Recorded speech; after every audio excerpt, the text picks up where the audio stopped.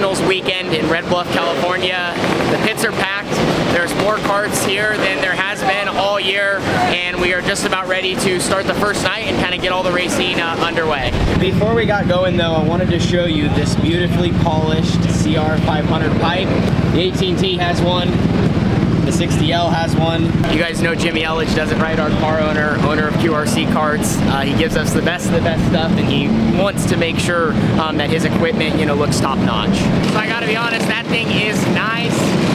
Right now they're just finishing up wheel pack, getting the racing surface all rolled in. So over the next 72 hours, I'm sure a lot of excitement, chaos, and just laps in general are gonna happen inside this building. So actually just tonight, we are only qualifying, and then we are gonna actually be running our first heat race of the weekend. And then tomorrow we have you know, other things to run. We have a second heat race and a qualifier. And so it's important to be on it every single time you're on track. You can't screw around. One mistake can, you know, I don't wanna say end your quest for infamous Eagle Trophy, but it can definitely hinder your chances. And we actually can check off the first box that we needed to complete for today, which was the heat race picks.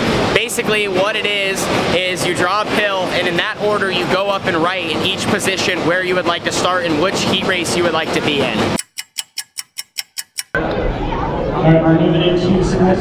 Everyone is over here getting ready to do heat race picks for the 3 500 classes. I drew like a 80-something pill, so I think I'm the 38th car to get to put my name up on the board out of like 46 or 47 opens. So I'm probably gonna get what I can get. But ideally, I wanna start in the back of the heat race today and the front tomorrow. So do all my work today and just kind of cruise around tomorrow. I'm sure there's a lot of strategies right here that everyone's trying to come up with on where they should put their name, who they should race against, and that's a little bit what makes this format fun. And I didn't necessarily get to complete my goal. I am gonna get to start back in front, but it's reverse. Tonight I'm gonna start on the pole of heat race number 6. So that means that tomorrow I'm gonna start 7th, and I'm gonna have to do kind of all my hard work tomorrow morning. So the goal is simple. We need to win our heat race tonight, just collect our 100 points, and then show up tomorrow and try to put a charge through the field from row number 4. Before we do that though, we do have qualifying, which is just a tiebreaker for the rest of the weekend. So it's kind of basically like a timed hot lap session. So gonna get suited up, get our West Coast Nationals weekend started, and try to chase an eagle.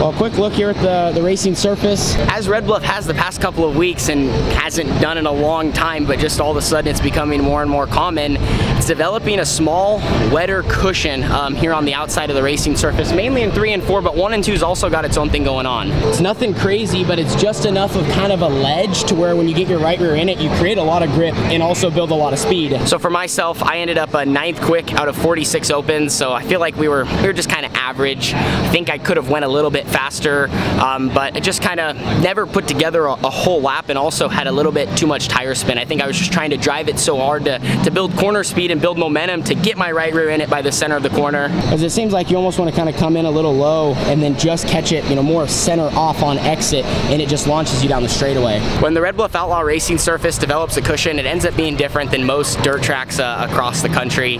Anyway, our timed hot lap session, timed tiebreaker, qualifying, whatever you want to call it, is now behind us. All that was for was if 2 drivers end up with the same amount of points throughout the weekend, it advances 1 forward, you know, keeps 1 back. And now up next we will have our heat race, which is very important. We start on the pole. The goal is to get out front, cruise around, and try to gather as many points as we can. Lights are out. Final race of the evening. Green flag is out. Tyler Matheny, Tanner Holmes side by side through 1 and 2. Matheny to the inside down the back straightaway. Matheny shoots to the inside, takes the lead away from Holmes. Holmes back to the inside, short slider on Matheny. Matheny crosses him right back into turn number 3 bend. Running in third, Brian Southers, as Tanner Holmes is going to lead lap number 2 in car number 18T. Man, they're kicking the clay up right now as Southers, located on the bottom of the racetrack, picks the front end up. Matheny to his outside. Southers trying to hold on to the run-up position. Here comes Landon Brooks to make it a 3-car fight. Landon Brooks will make a Claymaker move on the inside of Southers. Southers with a counterattack down low. Southers sticks to the bottom and then opens the door for Landon Brooks. Brooks in a second, but up front, it's all about the 18T of Tanner Holmes. He's going to work his way down the back straightaway for the final time through 3 and 4. The final race of the evening goes to Tanner Holmes. So we happen to be the last heat race of the night. So we've been here all day and unfortunately have not ran a lot of laps. We're closing in on 9 p.m. We got in total 11 laps today and completed the first of the West Coast Nationals weekend. Had to work too hard there in that heat race.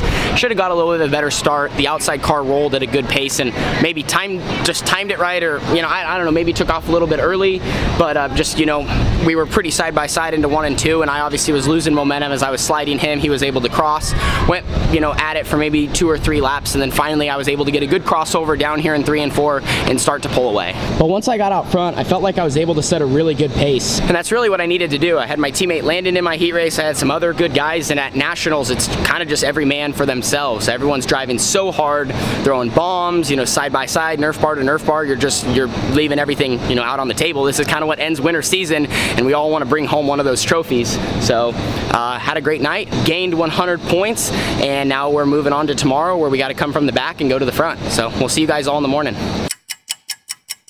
But we are back, suited up. It is the next morning, and we are about to strap in for our heat race. I think you guys kind of know where we're at and how crucial this, is going to be these next 8 laps. Last night we did all we could do, gathered our 100 points, and now every spot we move forward from 7th, which we are in the 4th row by ourselves, we start last. We're going to gain more passing points and more finishing points. And since this whole format is about points, as you accumulate them every single time you hit the track, it's important to get every little bit you can. So gonna head out, 8 laps. Got to get a good start and try to make great lane choices early so we can quickly work our way towards the top 3.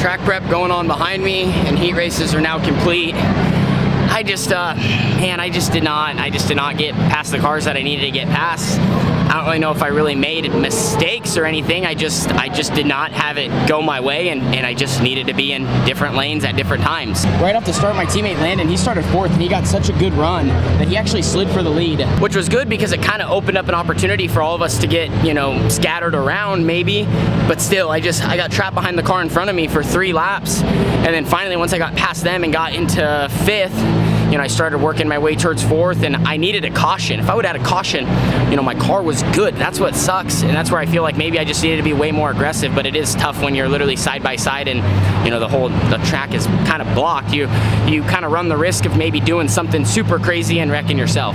But they're fully reworking the surface now. I believe we are sitting 14th in overall points out of 46, so we're okay. This next part is going to be the most important, though, the qualifier, where they're inverting 8. There's 4 qualifiers with 10 cars. They're inverting the top 32 in points, so I think we're going to be starting 5th, and we really need to try to work our way from where we're at to, winning or probably running 2nd. We'll qualifiers are underway. Everyone's feeling the intensity right now. It's kind of coming down to the very end as far as trying to get as many points as you can. That's the name of the game. We're rolling off from 5th in the first qualifier, which means we were 13th in overall points.